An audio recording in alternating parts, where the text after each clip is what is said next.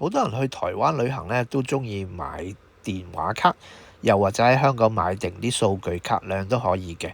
我自己就會中意買定一張電話卡，咁去到台灣嘅機場就到時買嘅。咁有好多選擇啦，遠傳啦，有中華電信啦，亦都有大哥大啦。我自己就中意後者兩個嘅，中華電信同埋大哥大個網絡，我自己感覺好啲。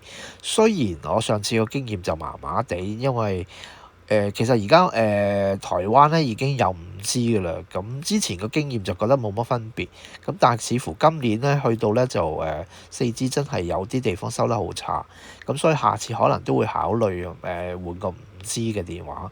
咁大家可以留意下有冇啲優惠啦，因為上次我去咧中華電信咧第一日好似係有個免費嘅plan 嘅，咁如果你買開嘅話，可以問下佢係咪有優惠，咁就會譬如你買7日嘅 plan，其實就有8日咁樣咯。咁你可以留意下。我自己可以建議試下中華電信嘅5G，我下次都會試嘅。咁啊，台灣大哥大。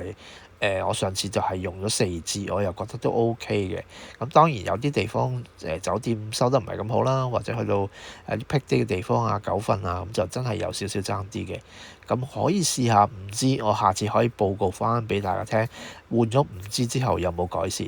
咁你出咗機場咧，其實都仲有嘅，有啲 counter 係可以買電話卡嘅。